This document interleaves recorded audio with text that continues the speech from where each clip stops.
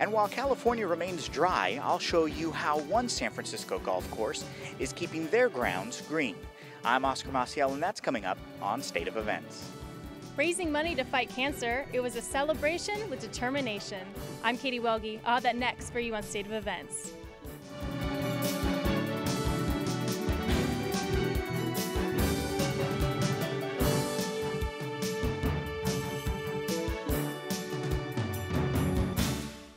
Hello and welcome to State of Events. I'm Bianca de la Paz. We start off our coverage tonight with a look at the upcoming election.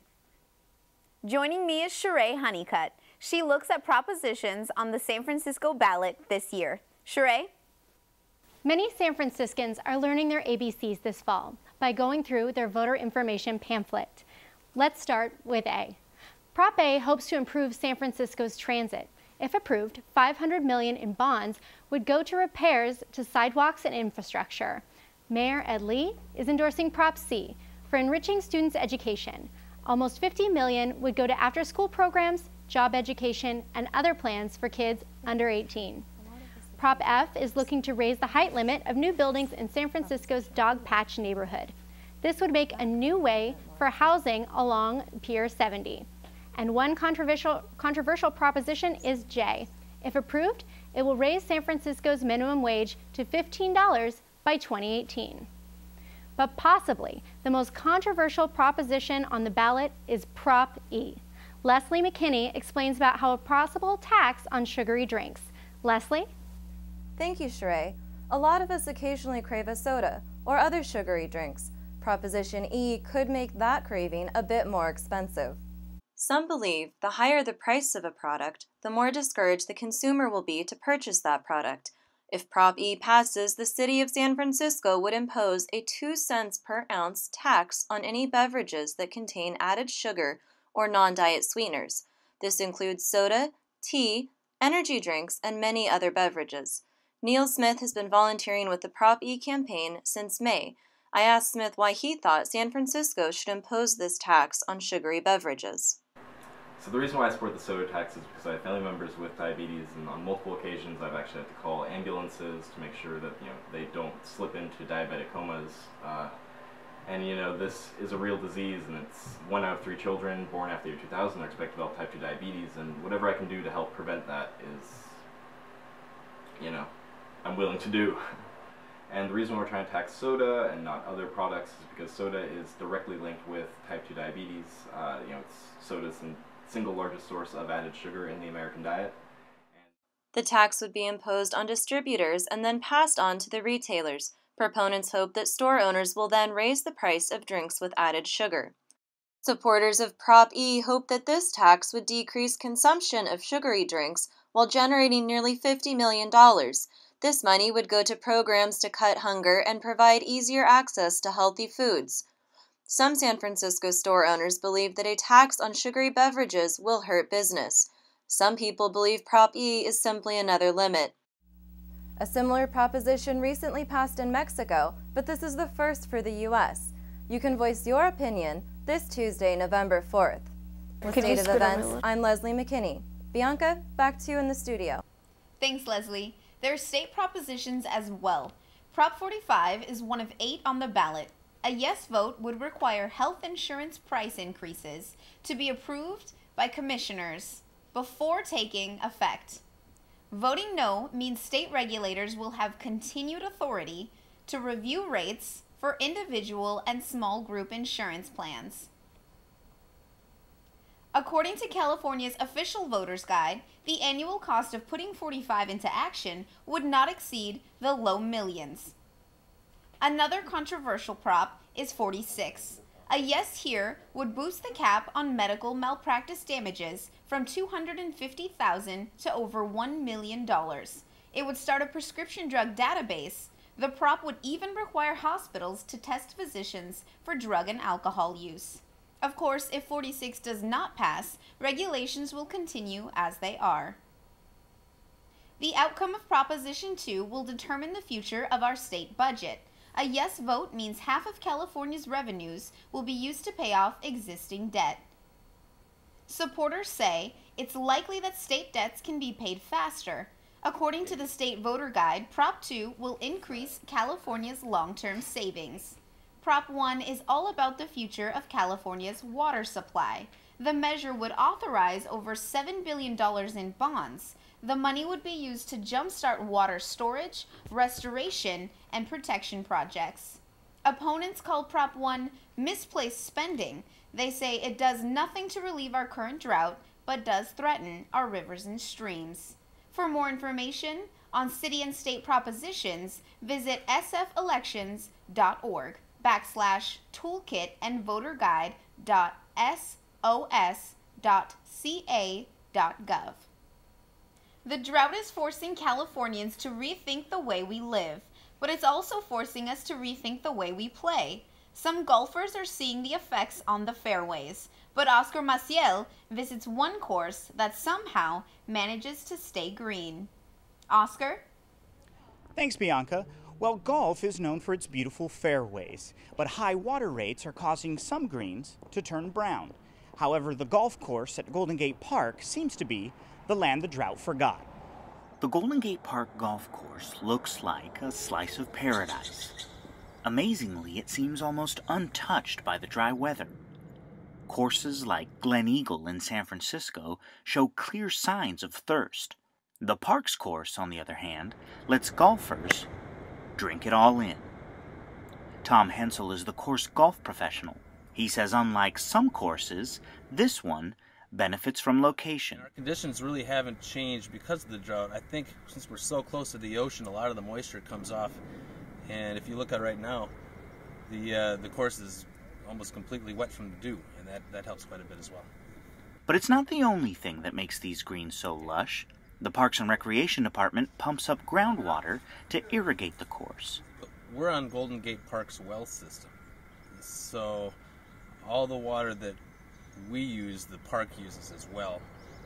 We have cut down, instead of watering every day, now we only water 3 or 4 days a week, as needed usually.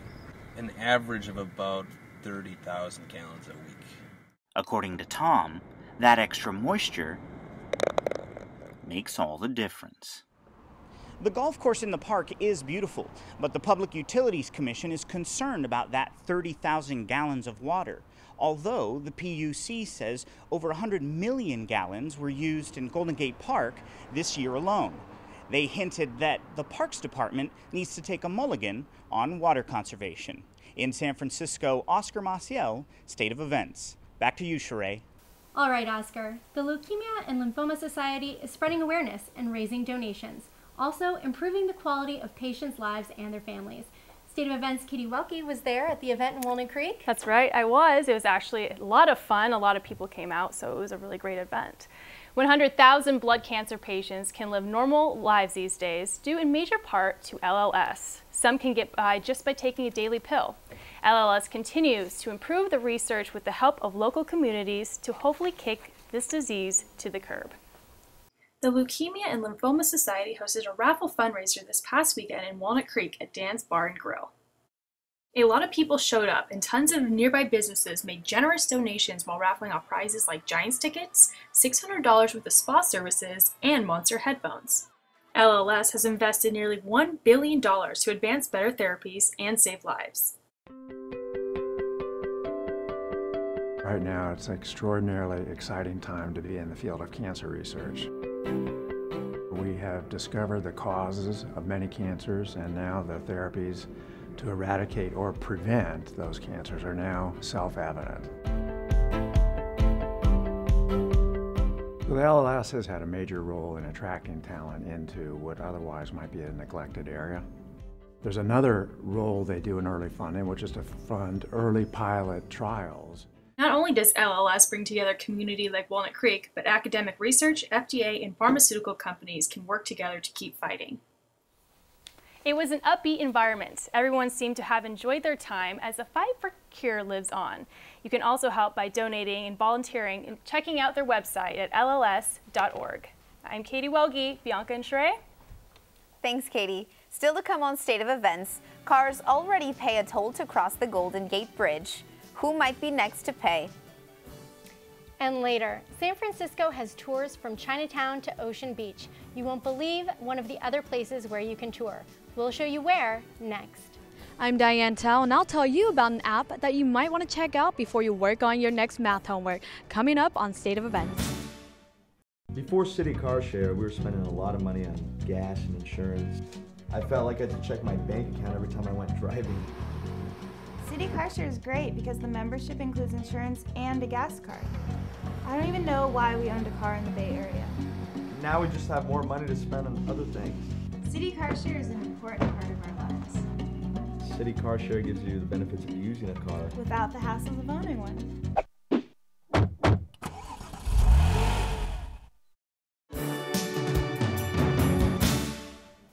Welcome back to State of Events. The Golden Gate Bridge District is trying to come up with ways to earn money. They're hoping a new idea could help close their budget deficit. Reporter Sammy Mamo looks at the most controversial topic. Bianca, the board is thinking of charging you to walk and ride your bike across the Golden Gate Bridge. There are several questions about the controversial idea to impose such a toll, and no shortage of people with an opinion on the matter. Since the Golden Gate Bridge opened in May of 1937, people have been driving, walking, and biking across it. From opening day until December of 1970, there was a pedestrian toll that was collected through a turnstile. Since 1970, the discussion about re-establishing a toll for bicyclists and pedestrians has been brought up multiple times.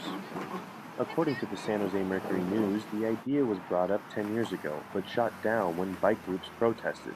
It was estimated then that the toll could raise up to $1.5 million a year. The idea is being brought up again now as the Golden Gate Bridge District is trying to solve a deficit that could surpass $200 million over the next 10 years. There is no shortage of people who use the pedestrian and bicycle access who are displeased with the idea of a toll, and Supervisor Scott Weiner has also come out against it, saying, "People who walk across the bridge do not put wear and tear on the bridge. The toll is very unreasonable." The motion lives on until the next meeting, which has not been scheduled yet. The Bridge District hasn't released the figures on how much money the toll will raise. If it passes, we could see the toll in effect by 2017. Reporting live in San Francisco, Sammy Mamo, State of Events. Back to you, Sheree. Thanks, Sammy. If you've ever wanted to see what's under San Francisco, the Public Utilities Commission offers free monthly tours of their wastewater treatment plant. It offers residents a look into what happens after you use water. The plant handles drained water from homes and city streets.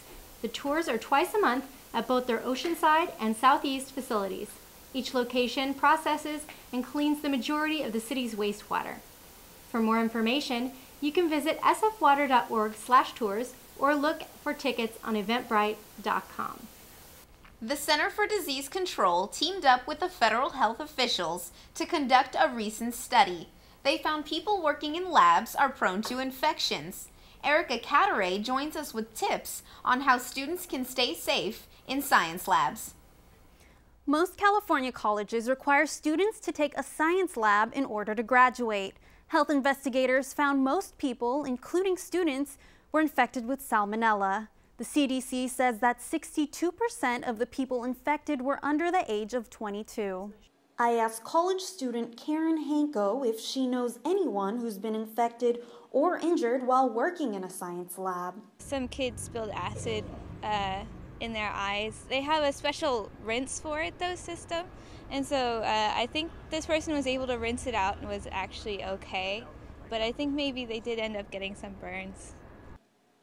I also spoke with lab instructor Lance Lund. We've had a couple of accidents, people either cutting their fingers or getting glass underneath the fingernail, or we would send them down to the student health center, but no actual sickness resulting from ingesting or taking in bacteria, which is great. According to the CDC, there have been several cases of salmonella outbreaks from students getting exposed to bacteria. Lund mentioned in his years teaching microbiology at San Francisco State, the school did not have cases of those bacterial infections due to their strict lab rules. Now, some of those safety rules are for students to wear lab coats, wear gloves, safety goggles, and to keep their hair placed back at all times. Lots of the people who were infected at other colleges said they were not wearing all of those safety gears. Aside from not having all the proper safety attire, they also didn't have safety training, nor did they wash their hands. This shows how simple precautions can have such a huge impact.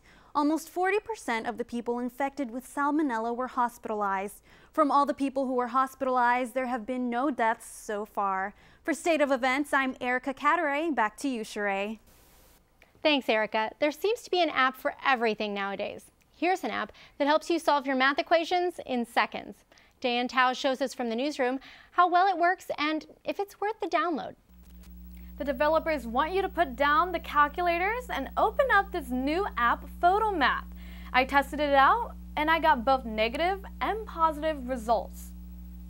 The first camera calculator ever is topping the best new app section. The free app was released the beginning of October on the App Store. It's supposed to be an easy scan over a math equation and the answer appearing in seconds. Fifth grader Skylar Lopez did a test run of the app with his homework. First, he showed us how he normally does his homework. Sometimes I kind of in my head, but then sometimes I get it in memories. He downloaded the app, scanned over the problem, only to discover a bigger problem. The answer given was incorrect. Click on the step-by-step. He gave it another go. This time it worked. He shares why he would keep the app. What I like about it that instead of writing it down, it just tells you the answer right on the screen. And some improvements they could work on. The only thing I don't like about it is that it takes a while to load, and it also you have to be still.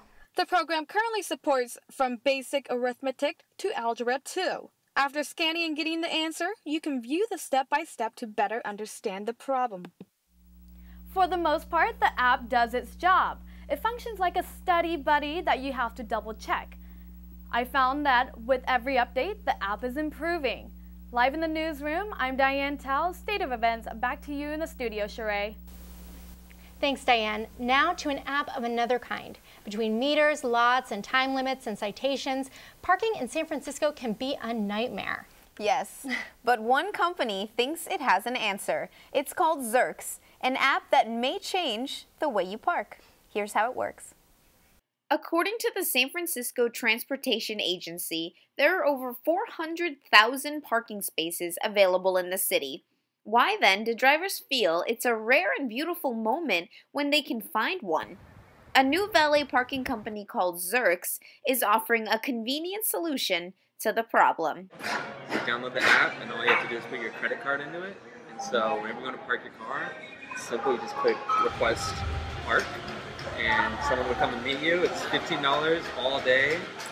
Patrick Danzel Grossman is a Zerx agent and dispatcher. He tells me it all comes down to client satisfaction, luxury service without any hassle. It's like the customer service. You get like an agent who's been trained, who has a background check, come to you. So like you're really busy, you need to go to work, you just drop your pin and an agent will be there. When you need your car back, give them 5-10 minutes notice, they'll be there with your car. So it's really like having a personalized valet. Leaving your car at one of these can cost up to $3.50 an hour. And if you're not careful, you could end up with one of the nearly 2 million parking citations issued every year. Zerx says it's a no-brainer. Stop circling the block and go with the safer option. Accidents happen. How exactly can you be sure your ride will still be rolling when you need it back? They say it's not an issue. Zerx is covered. Next on State of Events, TV scandals, new music, and new movies. Entertainment is next. And some possible good news for Berkeley pet owners. What this change means for landlords. Coming up on State of Events, I'm Asha Quintero, and I'll show you how some pets and their owners celebrated the 21st anniversary of Pet Pride. All that and more after the break. Even common daily routines can make important changes. Changes like higher wages, better living, and justice. Sometimes it's just a matter of making the right choice. Fair Trade certified coffees are bought directly from family farmers, guaranteeing them better incomes and strengthening their communities. Fair Trade certified.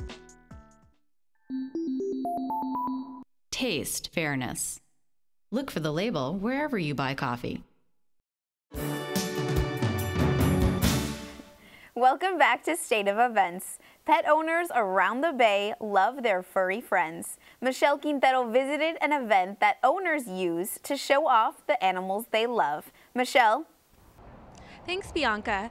Pet Pride is an event created for pets and owners that are gearing up for the pumpkin holiday. This event is for pets that are anything but shy about showing off their holiday spirit. Butterflies, singers, and taco trucks. These are the type of costumes you could expect at this year's Pet Pride. The event is hosted by San Francisco Animal Care and Control with hopes of informing the public about their services. It really just boils down to, hopefully getting people to adopt animals rather than buy animals. And also know that there's these resources. If they find an injured animal, that there's a city agency that can take care of that. Animals were encouraged to show up in costume in light of the Halloween spirit. They also had a chance to showcase some of their talents. But the event wasn't all fun and games. Elizabeth Young came here to represent some animals that are overlooked when it comes to adoption. I'm here for Mikakoo Pigeon and Dove Rescue. We help domestic birds like Dylan here that can't survive in the wild but need homes to get adopted. And some attendees are so inspired by the cause that they have transformed this event into their annual tradition. We love coming out every year, and we're always dressed in costume. It's a little ridiculous, but I love it.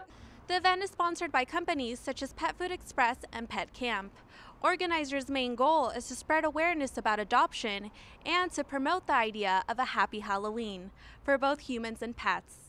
I'm Michelle Quintero, live in San Francisco for State of Events. Back to you in the studio, Sheree. Thanks, Michelle. Some of those pet owners might want to move to Berkeley. It may become one of the most pet-friendly cities in the country. A new ordinance wants to make landlords accept all house pets within reason. It outlines that they must be well-behaved and reasonably accommodated. If the ordinance passes, it will be the first of its kind. Many landlords shy away from accepting pets. When we checked on Craigslist, there were 340 apartments available in Berkeley. But after checking the pet option, that number dropped down to just 100. There is currently no word as to when this would come up for a vote. October celebrations are coming to an end. Halloween and breast cancer awareness are some of the month's most talked about events, but dog shelters across the country are giving us something else to celebrate. Dog rescue centers celebrate October as Adopt a Shelter Dog Month. With nearly 4 million dogs entering shelters each year, shelters are hoping attention will go to the issue to increase adoptions. Victoria Alanis shows us one Bay Area rescue, how they're giving back and giving dogs a second chance. What happens when man's best friend has no place to call home? The Bay Area Humane Society takes in over 5,000 animals each year, but when government funding and space is low, they look at other organizations to take over. Northern California Family Dog Rescue, a nonprofit charity, offers some relief. Of our dogs are rescued from high-kill shelters. So those are the government agencies that have to take in every stray dog, every unwanted dog, etc. Those are the shelters that get government funds, but they fill up really quickly, and then they have to euthanize animals. So before they have to put animals down, they'll contact us. Northern California Family Dog Rescue does keep their organization up and running with donations, fundraising, and adoption fees, but since they do take in special needs dogs like Alfred, a blind and deaf dog, and Mai Tai, a blind dog, they do need more than pocket change. Vivian Beecher is a foster parent to some of the rescue's dogs and says she got into fostering to help take some of the weight off the rescue shoulders. I applied and got the job and just started fostering to help the burden at the shelter by taking dogs to my house. So I probably fostered about 10 or 15 dogs in the last 2 years. Shelters across the country have been celebrating Adopt a Shelter Dog Month, but shelter director Annie Sierra says more attention on the cause would increase the number of adoptions. I'm not sure if a lot of people outside of our community know it. I think we just need to talk about it more and publicize it more, and then maybe it'll increase the number of dogs adopted. More than anything else, shelters are trying to find forever homes for their rescues in hopes to save more lives. Even though Adopt a Shelter Dog Month is coming to an end, dogs like Gilligan are still looking for forever homes. If you're interested in adopting or fostering dogs from Northern California Family Dog Rescue, log on to their website at norcalfamilydogrescue.org. I'm Victoria Alanese reporting live in San Francisco. Back to you. Thanks, Victoria. A popular television show is canceled after a major scandal. And some music news to tell you about. Entertainment reporter Christy Reno joins us with all the details. Christy? Thanks, Bianca. We often hear about scandals involving TV shows, but this one was so big it made the network cancel the show entirely. The popular TLC show Honey Boo Boo is canceled. According to TMZ, Mama June, the mother of beauty pageant contestant Honey Boo Boo, has resumed dating an old boyfriend, Mark McDaniel. He is known to be convicted of molesting an 8-year-old related to Mama June. She denies this in a video posted on Facebook. You know, the statement of me dating a sex offender is totally untrue. Pumpkin has openly said that I did not date him, and also his son. I would not ever put my kids in danger. I love my kids too much. That is my past. Hours later, though, she was seen with McDaniel in a hotel room. June Shannon has hired a family lawyer because Child Protective Services has started an investigation. Production crews were seen at the house taking down lights. Now, over in the music world, Nicki Minaj's third studio album, The Pink Print, is being pushed back. The original release date was November 24th, but now will be out on December 15th. But former country star Taylor Swift's first purely pop album came out this week. 1989, which is the title of her album, is being closely watched to see if it will make platinum. No other album has been able to do that this year. Fans long awaited the new record. Kelly Clarkson, one of them, even did a cover of the song Shake It Off this last weekend.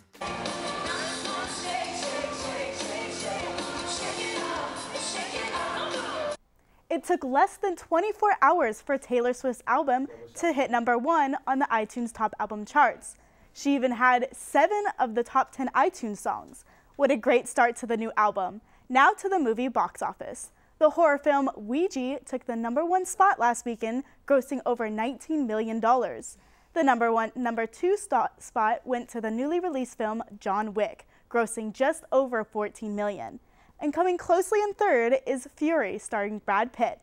That's it in your weekly entertainment news update. I'm Christy Reno for State of Events. Back to you. Thanks, Christy. Soon, student athletes could be paid. What this means for the future of college sports. And Oakland continues to look for a way to build a new stadium. Ashley Keene has the details after the break. I'm Victoria Alanese, and coming up after the break, I'll take you inside Treasure Island's monthly flea market. More on this spectacular theme coming up on State of Events. Stay tuned.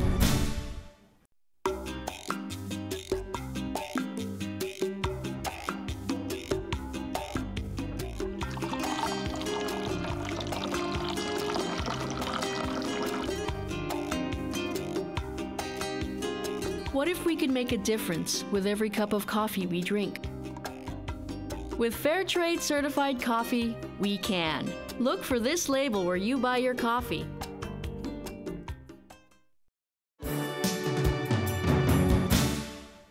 Welcome back to State of Events. I'm Rocky Mathers with State of Events Sports. It seems like years of dispute whether college students should get paid is well on the way of being resolved. Recently, a law was passed that benefits Division I schools and allows athletes to get paid. I asked SFSU college students and coaches what they think on the issue. Let's take a look. Touchdown, UCLA! College athletics are followed by hundreds of people, bringing in millions of dollars to schools. This is in large part to the hard work of student athletes, but is having their name chanted or getting part of their school paid for enough? See how much money the athletic department and more the school is making off of them, and it's kind of hard. You would kind of think that they should get paid, but on the other hand, they are, especially at Division I, they're getting full ride. Majority of them are getting full ride, so they're already getting paid because they're getting their education. There are even those students that think that having the chance to play is pay enough. Personally, I feel that I am getting paid. This is something that I love, and there's such a study hall.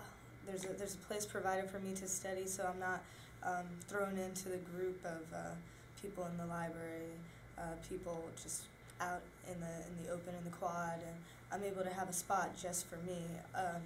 There's a team of trainers, so when I'm injured, they're provided there so that I can have ice, massages, sound treatment, heat treatment. So, and then also traveling expenses.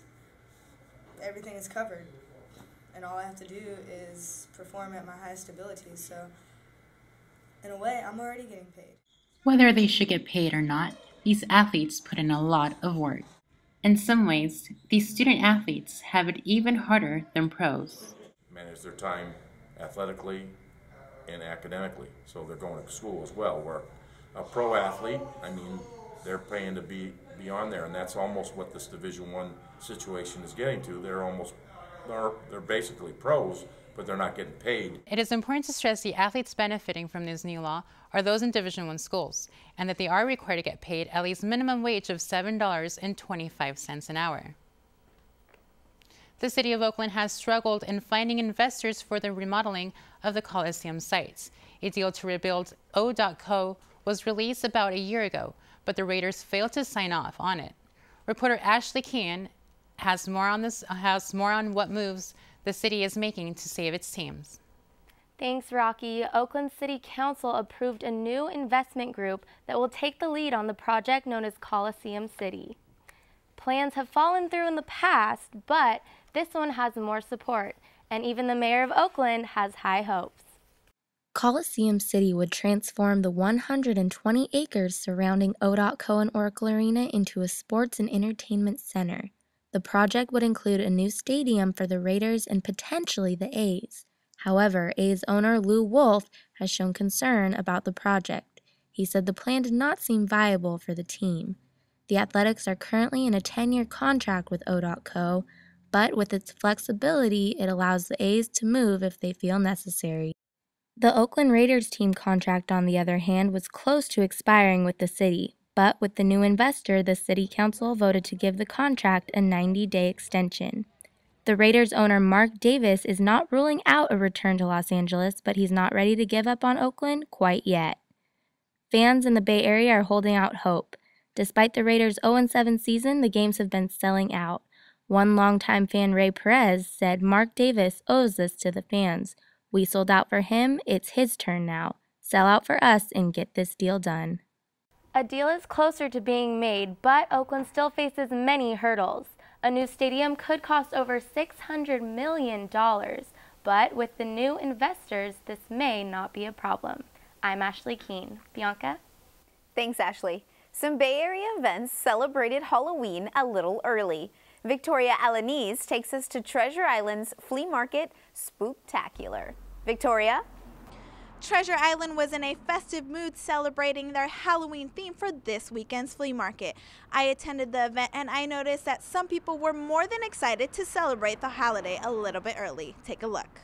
Pirates, skeletons, clowns, mimosas? It was all treats this weekend at Treasure Island Flea Market.